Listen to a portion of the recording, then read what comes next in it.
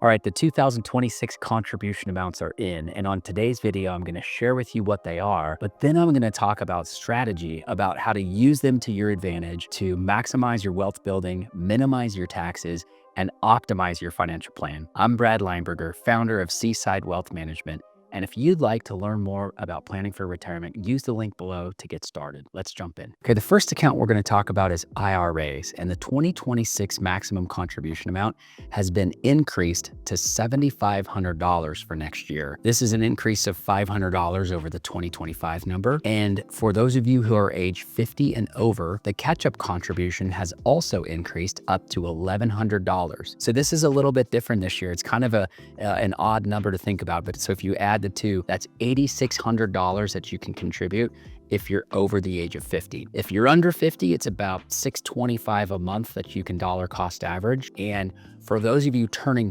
50 in 2026, go ahead and start your catch-up contributions. You can start them in January 1st, actually, of the year that you turn 50. So make sure that you take advantage. And then keep in mind, here's the strategy. So that's contribution amount. That's the most you can put into an IRA, whether it's a Roth IRA or a traditional IRA or both. The 7,500 or the 8,600, that's the most you can put in. So you could split your contributions if you want to, but you can't put in double that. And then here's a couple key takeaways. In order to be eligible for the Roth, you need to be earning, if you're a single filer, less than $153,000 per year. And for married filing jointly, it's less than $242,000. So here's the range, the updated range for 2026. Single filers, $153,000 to $168,000. That's the phase out range. If you're north of 168, you're not eligible to contribute to the Roth. Married filers, it's $242,000 to $252,000.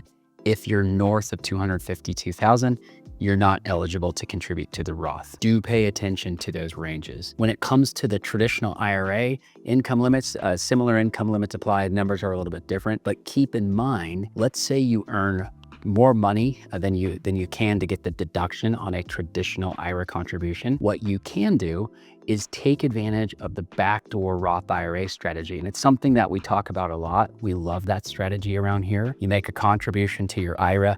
It's non-deductible because you're over the income limits for the traditional IRA, but then you convert the IRA to a Roth and you take advantage of the backdoor Roth. The key to this strategy though is you don't want to have any other monies inside of traditional IRAs because of it's the aggregation rules and the pro rata rules. If you have money inside of IRAs, then your conversion now becomes taxable or more taxable than it should be. So the key to this strategy is if you have a good 401k plan at work, take your old traditional IRA and roll it up into your 401k at work. So then you're eligible to do the backdoor Roth and not pay anything in taxes on it. The key to this one though, and I see it all the time, those 401k plans, make sure that you have good investment options. So all the asset classes you need to build a robust portfolio at a low cost. It's very rare that I see really good 401k plans that have all the asset classes represented and they're at low cost. So if your 401k plan happens to be the exception,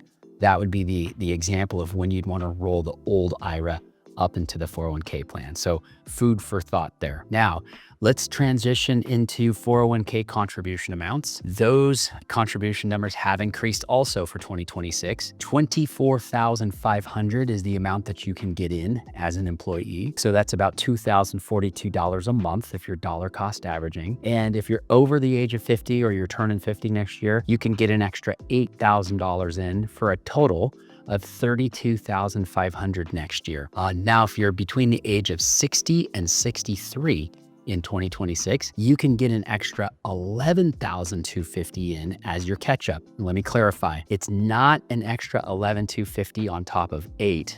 It's your catch-up contribution, instead of it being $8,000, is $11,250. So that's an important thing to make sure you're clear on. And new for 2026, there's a really interesting rule that if you are taking advantage of the catch-up contribution, if your income exceeds $150,000, the catch-up contribution has to go into the Roth component, the Roth bucket of the 401k plan. So what that means is your doesn't matter on your income for the employee deferral, the $24,500. You could go pre-tax or you could go Roth, but on the catch-up contribution, if the income exceeds $150,000, you have to go into the Roth. So I guess there's pros and cons on that. With the one big beautiful bill, tax rates have been made permanent, and we view it as tax rates are on sale, essentially, because we don't think that these tax rates that we see today, even though they're claiming they're permanent, we don't think they're here forever because of the debt in Washington and also higher interest rates. So at some point in our lifetime,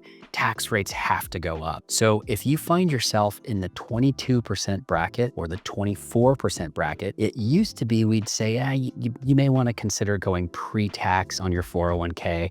You may not want to do Roth conversions because those are sort of the gray area. Nowadays, if you're in the 22 or the 24, you might give consideration to doing Roth contributions to the 401k because we're seeing it as people are building these large pre-tax accounts in their 401k. The future required minimum distributions are becoming enormous. I'm seeing some six-figure RMDs coming out of clients' accounts, which means the tax bill associated with them is large. And so all that to say, if this next year, if you find yourself in the 22 or the 24% bracket, maybe you think about going Roth on your 401k contribution, not just with the catch-up, but also with the employee deferral as well. Now, if you find yourself in the 32, 35, or 37% bracket next year, I got a strategy for you. Maybe you go pre-tax on the employee deferral. You're gonna most likely have to go Roth if your income exceeds $150,000. And if your employer offers an after-tax component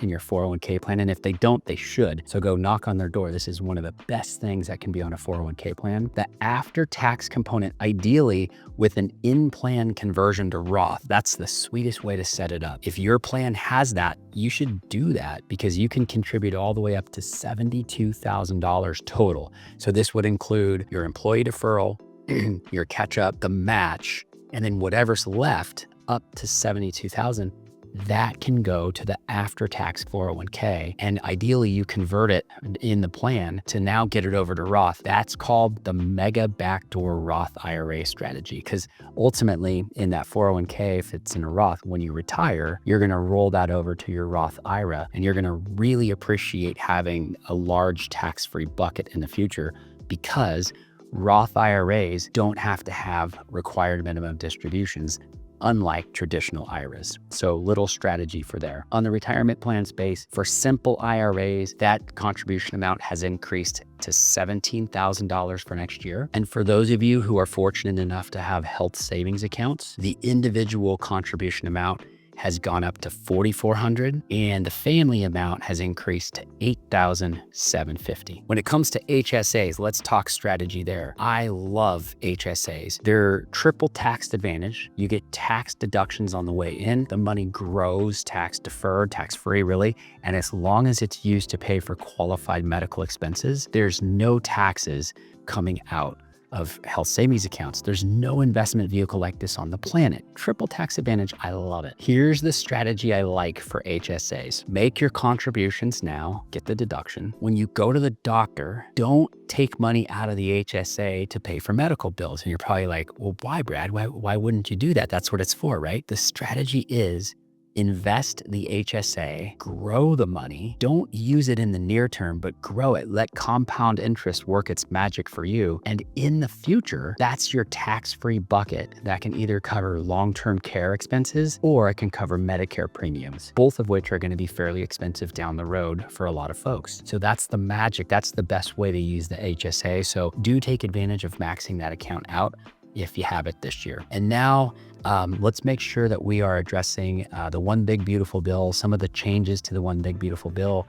As I shared before, tax rates we think are on sale, so do consider going Roth over pre-tax, depending on the tax bracket you find yourself in. And for those of you in a low tax bracket for 2026, whether it's the 10% or the 12%, this is a fantastic place to do Roth conversions. Roth conversions is the process of taking money out of your IRA, moving it over into your Roth. You'll pay taxes, but if you're in the low brackets, this might be the lowest tax bracket you're ever in for the rest of your life. So do pay attention to what bracket you're going to be in next year. Use the rules to your advantage and really start to do some of these strategies that are going to lower your lifetime tax bill. Saving money is only one part of building wealth for retirement. Saving money on taxes is another critical component. For more on that one, check this out.